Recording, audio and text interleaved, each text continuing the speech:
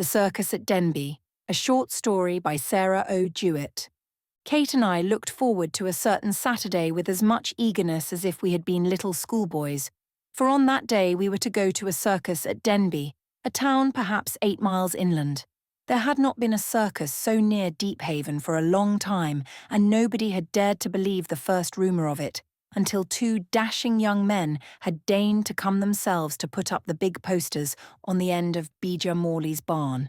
All the boys in town came as soon as possible to see these amazing pictures, and some were wretched in their secret hearts at the thought that they might not see the show itself.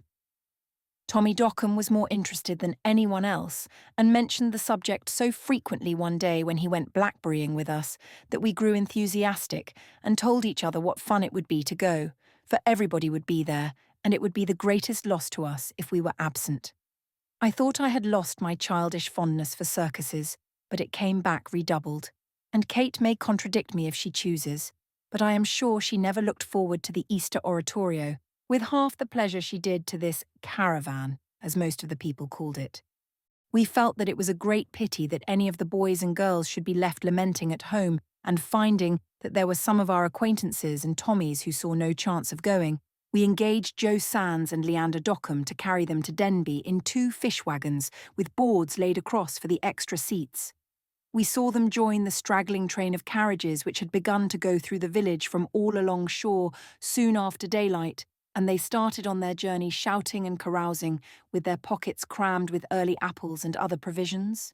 We thought it would have been fun enough to see the people go by, for we had had no idea until then how many inhabitants that country held. We had asked Mrs. Q to go with us, but she was half an hour later than she had promised, for since there was no wind, she could not come ashore in the sailboat, and Mr. Q had had to row her in the dory. We saw the boat at last nearly inshore and drove down to meet it. Even the horse seemed to realise what a great day it was, and showed a disposition to friskiness, evidently as surprising to himself as to us.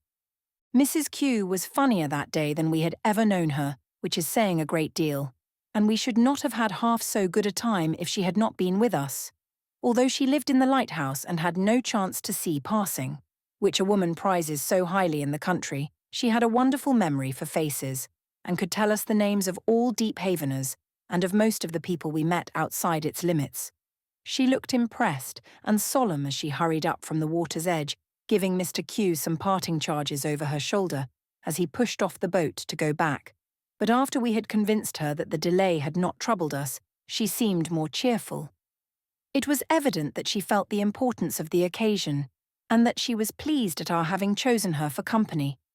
She threw back her veil entirely, sat very straight, and took immense pains to bow to every acquaintance whom she met. She wore her best Sunday clothes, and her manner was formal for the first few minutes. It was evident that she felt we were meeting under unusual circumstances, and that, although we had often met before on the friendliest terms, our having asked her to make this excursion in public required a different sort of behaviour at her hands, and a due amount of ceremony and propriety.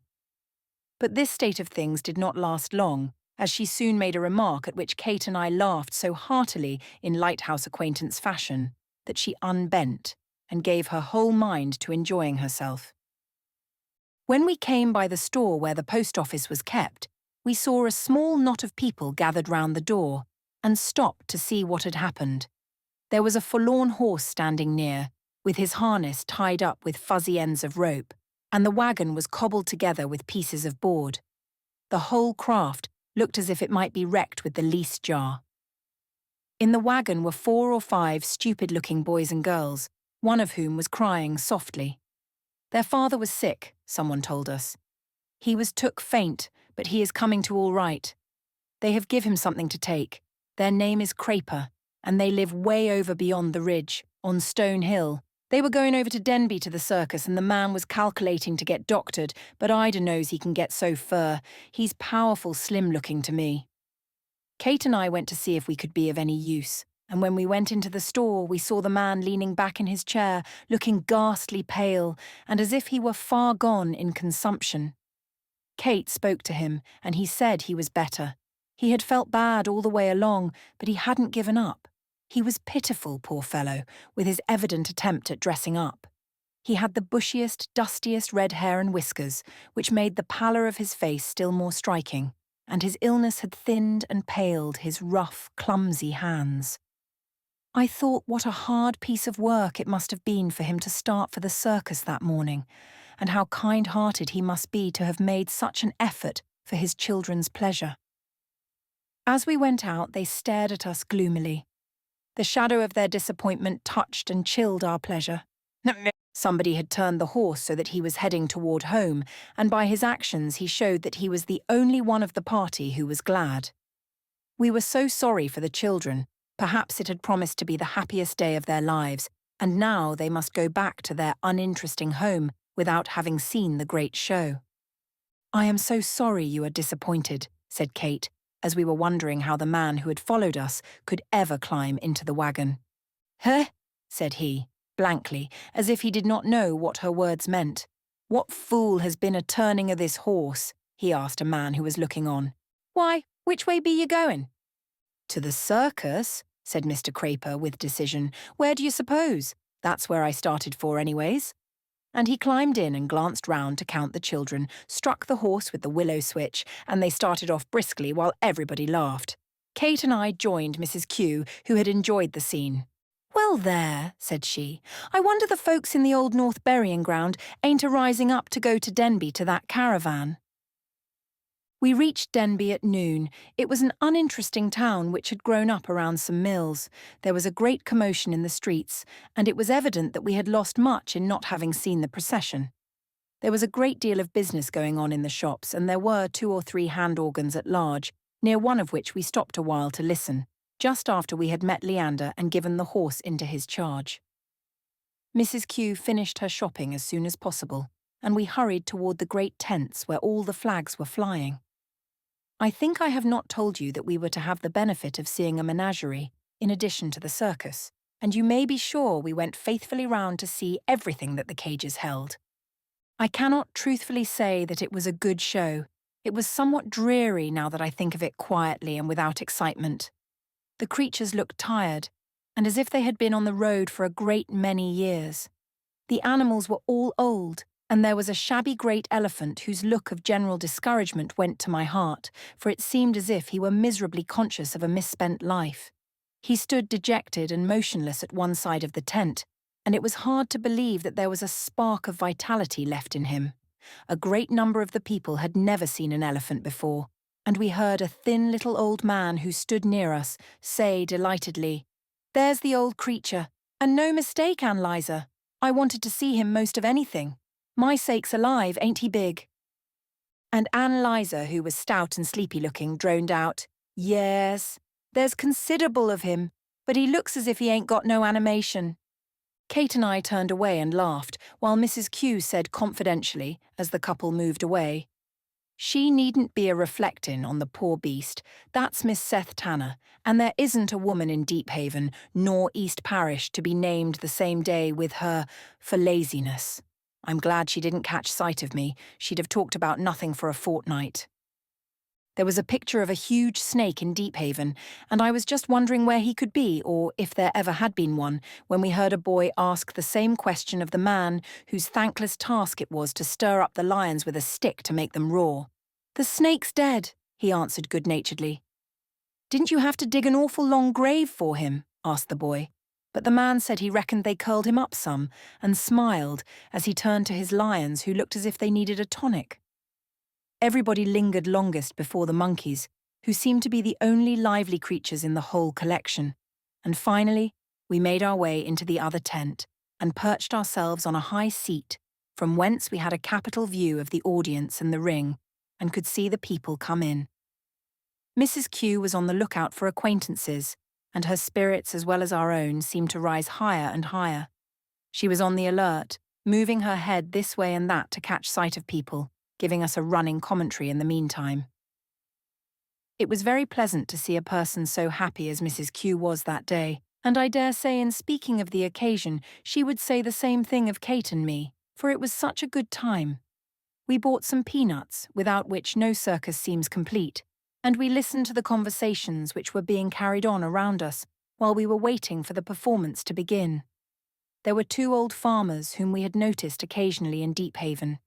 One was telling the other, with great confusion of pronouns, about a big pig which had lately been killed. John did feel dreadful disappointed at having to kill now, we heard him say, being as he had calculated to kill along near Thanksgiving time. There was going to be a new moon then, and he expected to get £75 or £100 more onto him. But he didn't seem to gain, and me and Bija both told him he'd be better to kill now, while everything was favourable. And if he set out to wait, something might happen to him. And then I've always held that you can't get no hog, only just so fur. And for my part, I don't like these great overgrown creatures. I like well enough to see a hog that'll weigh 600, just for the beauty on't. But for my eating, give me one that'll just rise 3. Bija's accurate, and he says he is going to weigh rising 550. I shall stop as I go home to John's wife's brothers and see if they've got the particulars yet. John was going to get the scales this morning. I guess likely considerable many'll gather there tomorrow after meeting. John didn't calculate to cut up till Monday. I guess likely I'll stop in tomorrow, said the other man. I like to see a handsome hog. Chester White, you said. Consider them best, don't you? But this question never was answered, for the greater part of the circus company in gorgeous trappings came parading in. The circus was like all other circuses, except that it was shabbier than most, and the performers seemed to have less heart in it than usual. They did their best and went through with their parts conscientiously, but they looked as if they never had had a good time in their lives. The audience was hilarious and cheered and laughed at the tired clown until he looked as if he thought his speeches might possibly be funny after all. We were so glad we had pleased the poor thing. And when he sang a song, our satisfaction was still greater, and so he sang it all over again. Perhaps he had been associating with people who were used to circuses. The afternoon was hot, and the boys with Japanese fans and trays of lemonade did a remarkable business for so late in the season. The brass band on the other side of the tent shrieked its very best, and all the young men of the region had brought their girls, and some of these countless pairs of country lovers we watched a great deal, as they kept company with more or less depth of satisfaction in each other. We had a grand chance to see the fashions, and there were many old people and a great number of little children, and some families had evidently locked their house door behind them since they had brought both the dog and the baby. "Doesn't it seem as if you were a child again?" Kate asked me. "I am sure this is just the same as the first circus I ever saw. It grows more and more familiar, and it puzzles me to think they should not have altered in the least while I have changed so much, and have even had time to grow up. You don't know how it is making me remember other things of which I have not thought for years. I was 7 years old when I went that first time. Uncle Jack invited me. I had a new parasol, and he laughed because I would hold it over my shoulder when the sun was in my face. He took me into the sideshows and bought me everything I asked for on the way home, and we did not get home until twilight. The rest of the family had dined at 4 o'clock and gone out for a long drive, and it was such fun to have our dinner by ourselves. I sat at the head of the table in Mama's place, and when Bridget came down and insisted that I must go to bed, Uncle Jack came softly upstairs and sat by the window, smoking and telling me stories. He ran and hid in the closet when we heard Mama coming up, and when she found him out by the cigar smoke and made believe scold him, I thought she was in earnest, and begged him off. Yes, and I remember that Bridget sat in the next room, making her new dress so she could wear it to church next day. I thought it was a beautiful dress, and besought Mama to have one like it. It was bright green with yellow spots all over it, said Kate. Ah, poor Uncle Jack, he was so good to me. We were always telling stories of what we would do when I was grown up. He died in Canton the next year, and I cried myself ill, but for a long time I thought he might not be dead after all, and might come home any day. He used to seem so old to me, and he really was just out of college and not so old as I am now. That day at the circus he had a pink rosebud in his buttonhole, and, when have I ever thought of this before? A woman sat before us who had a stiff little cape on her bonnet like a shelf, and I carefully put peanuts round the edge of it, and when she moved her head they would fall. I thought it was the best fun in the world, and I wished Uncle Jack to ride the donkey. I was sure he could keep on because his horse had capered about with him one day on Beacon Street, and I thought him a perfect rider, since nothing had happened to him then. I remember, said Mrs. Q presently, that just before I was married, he took me over to Wareham Corners to a caravan. My sister Hannah and the young man who was keeping company with her went too. I haven't been to one since till today, and it does carry me back same's it does you, Miss Kate. It doesn't seem more than 5 years ago, and what would I have thought if I had known he and I were going to keep a lighthouse and be contented there, what's more, and sometimes not get ashore for a fortnight. Settled, grey-headed old folks. We were gay enough in those days. I know old Miss Sabrina Smith warned me that I'd better think twice before I took up with Tom Q, for he was a light-minded young man. I speak of that to him in the winter-time, when he sets reading the almanac half asleep and I'm knitting, and the winds are howling and the waves coming ashore on those rocks as if they wished they could put out the light and blow down the lighthouse. We were reflected on a good deal for going to that caravan. Some of the old folks didn't think it was improving. Well, I should think that man was a-trying to break his neck. Coming out of the great tent was disagreeable enough, and we seemed to have chosen the worst time, for the crowd pushed fiercely, though I suppose nobody was in the least hurry, and we were all severely jammed, while from somewhere underneath came the wails of a deserted dog. We had not meant to see the sideshows, and went carelessly past 2 or 3 tents, but when we came in sight of the picture of the Kentucky giantess, we noticed that Mrs. Q looked at it wistfully, and we immediately asked if she cared anything about going to see the wonder, whereupon she confessed that she never heard of such a thing as a woman's weighing 650 pounds, so we all 3 went in. There were only 2 or 3 persons inside the tent, beside a little boy who played the hand organ. The Kentucky giantess sat in 2 chairs on a platform, and there was a large cage of monkeys just beyond, toward which Kate and I went at once. "Why, she isn't more than 2/3 as big as the picture," said Mrs. Q in a regretful whisper. "But I guess she's big enough. Doesn't she look discouraged, poor creature?" Kate and I felt ashamed of ourselves for being there. No matter if she had consented to be carried round for a show, it must have been horrible to be stared at and joked about day after day. And we gravely looked at the monkeys, and in a few minutes turned to see if Mrs. Q were not ready to come away, when to our surprise, we saw that she was talking to the giantess with great interest, and we went nearer. "I thought your face looked natural the minute I set foot inside the door," said Mrs. Q. "But you've altered some since I saw you, and I couldn't place you till I heard you speak. Why, you used to be spare. I am amazed, Marilee. Where are your folks?" "I don't wonder you are surprised," said the giantess. "I was a good ways from this when you knew me, wasn't I? But father, he run through with every cent he had before he died, and he took to drink, and it killed him after a while, and then I begun to grow worse and worse till I couldn't do nothing to earn $1, and everybody was a-coming to see me, till at last I used to ask 'em 10 cents apiece, and I scratched along somehow till this man came round and heard of me, and he offered me my keep and good pay to go along with him. He had another giantess before me, but she had begun to fall away considerable, so he paid her off and let her go. This other giantess was an awful expense to him, she was such an eater. Now I don't have no great of an appetite," and this was said plaintively. "And he's raised my pay since I've been with him because we did so well. I took up with his offer because I was nothing but a drag and never will be. I'm as comfortable as I can be, but it's a pretty hard business. My oldest boy is able to do for himself, but he's married this last year, and his wife don't want me. I don't know's I blame her either. It would be something like if I had a daughter now. But there, I'm getting to like travelling first rate. It gives anybody a good deal to think of." "I was asking the folks about you when I was up home the early part of the summer," said Mrs. Q. "But all they knew was that you were living out in New York State. Have you been living in Kentucky long?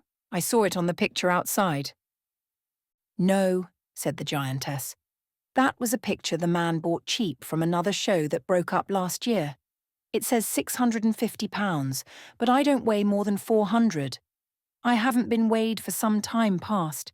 Between you and me, I don't weigh so much as that, but you mustn't mention it, for it would spoil my reputation and might hinder my getting another engagement."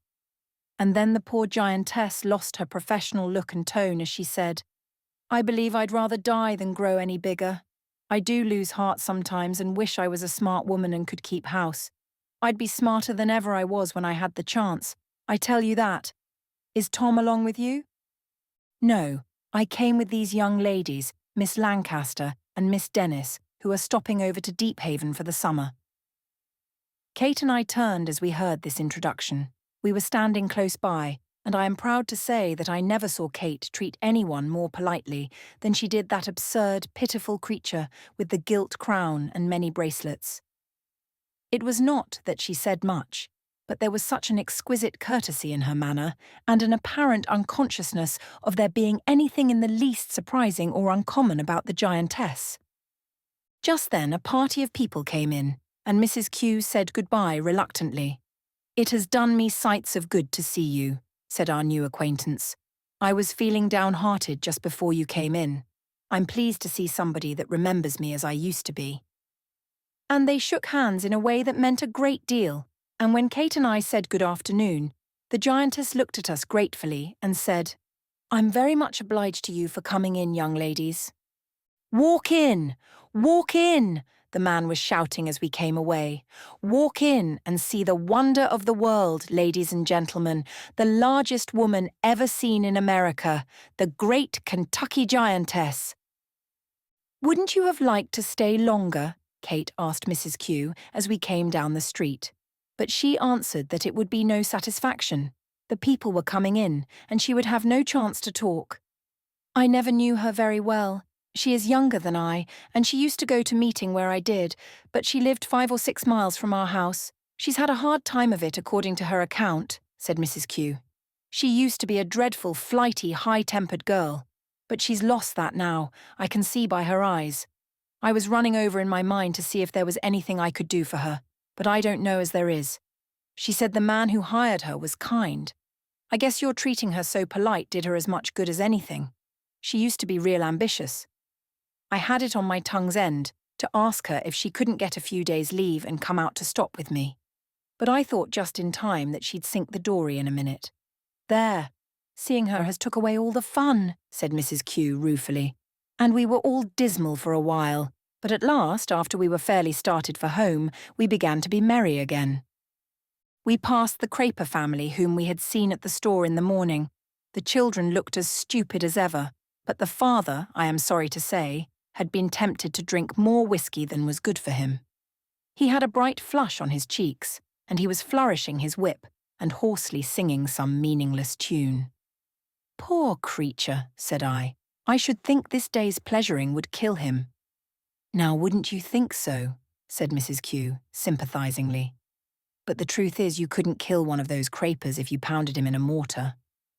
We had a pleasant drive home, and we kept Mrs. Q to supper, and afterward went down to the shore to see her set sail for home. Mr. Q had come in some time before and had been waiting for the moon to rise. Mrs. Q told us that she should have enough to think of for a year. She had enjoyed the day so much. And we stood on the pebbles watching the boat out of the harbour and wishing ourselves on board. It was such a beautiful evening. We went to another show that summer, the memory of which will never fade. It is somewhat impertinent to call it a show, and public entertainment is equally inappropriate, though we certainly were entertained. It had been raining for 2 or 3 days. The Deephavenites spoke of it as a spell of weather. Just after tea, one Thursday evening, Kate and I went down to the post office. When we opened the great hall door, the salt air was delicious, but we found the town apparently wet through and discouraged, and though it had almost stopped raining just then, there was a Scotch mist, like a snowstorm with the chill taken off, and the chantry elms dripped hurriedly and creaked occasionally in the east wind. "There will not be a cap'n on the wharves for a week after this," said I to Kate. "Only think of the cases of rheumatism." We stopped for a few minutes at the Carews, who were as much surprised to see us as if we had been mermaids out of the sea, and begged us to give ourselves something warm to drink and to change our boots the moment we got home. Then we went on to the post office. Kate went in, but stopped, as she came out with our letters, to read a written notice securely fastened to the grocery door by 4 large carpet tacks with wide leathers round their necks. "Dear," said she exultantly, "there's going to be a lecture tonight in the church, a free lecture on the elements of true manhood. Wouldn't you like to go?" And we went. We were 15 minutes later than the time appointed, and were sorry to find that the audience was almost imperceptible. The dampness had affected the antiquated lamps so that those on the walls and on the front of the gallery were the dimmest lights I ever saw, and sent their feeble rays through a small space the edges of which were clearly defined. There were two rather more energetic lights on the table near the pulpit, where the lecturer sat, and as we were in the rear of the church, we could see the yellow fog between ourselves and him. There were 14 persons in the audience, and we were all huddled together in a cowardly way in the pews nearest the door. 3 old men, 4 women, and 4 children, besides ourselves and the sexton, a deaf little old man with a wooden leg. The children whispered noisily, and soon, to our surprise, the lecturer rose and began. He bowed and treated us with beautiful deference and read his dreary lecture with enthusiasm. I wish I could say for his sake that it was interesting, but I cannot tell a lie, and it was so long. He went on and on until it seemed as if I had been there ever since I was a little girl. Kate and I did not dare to look at each other, and in my desperation at feeling her quiver with laughter, I moved to the other end of the pew, knocking over a big hymn book on the way, which attracted so much attention that I have seldom felt more embarrassed in my life. Kate's great dog rose several times to shake himself and yawn loudly, and then lie down again despairingly. You would have thought the man was addressing an enthusiastic Young Men's Christian Association. He exhorted with fervour upon our duties as citizens and as voters, and told us a great deal about George Washington and Benjamin Franklin, whom he urged us to choose as our examples. He waited for applause after each of his outbursts of eloquence, and presently went on again, in no wise disconcerted at the silence, and as if he were sure that he would fetch us next time. The rain began to fall again heavily, and the wind wailed around the meeting house. If the lecture had been upon any other subject, it would not have been so hard for Kate and me to keep sober faces. But it was directed entirely toward young men, and there was not a young man there. The children in front of us mildly scuffled with each other at one time, until the one at the end of the pew dropped a marble, which struck the floor and rolled with a frightful noise down the edge of the aisle where there was no carpet. The congregation instinctively started up to look after it, but we recollected ourselves and leaned back again in our places, while the awed children, after keeping unnaturally quiet, fell asleep and tumbled against each other helplessly. After a time, the man sat down and wiped his forehead, looking well satisfied, and when we were wondering whether we might with propriety come away, he rose again and said it was a free lecture, and he thanked us for our kind patronage on that inclement night. But in other places which he had visited, there had been a contribution taken up for the cause. It would perhaps do no harm, would the sexton. But the sexton could not have heard the sound of a cannon at that distance, and slumbered on. Neither Kate nor I had any money, except a $20 bill in my purse, and some coppers in the pocket of her waterproof cloak which she assured me she was prepared to give. But we saw no signs of the sexton's waking, and as one of the women kindly went forward to wake the children, we all rose and came away. After we had made as much fun and laughed as long as we pleased that night, we became suddenly conscious of the pitiful side of it all. And being anxious that everyone should have the highest opinion of Deephaven, we sent Tom Dockham early in the morning with an anonymous note to the lecturer, whom he found without much trouble, but afterward we were disturbed at hearing that he was going to repeat his lecture that evening, the wind having gone round to the northwest.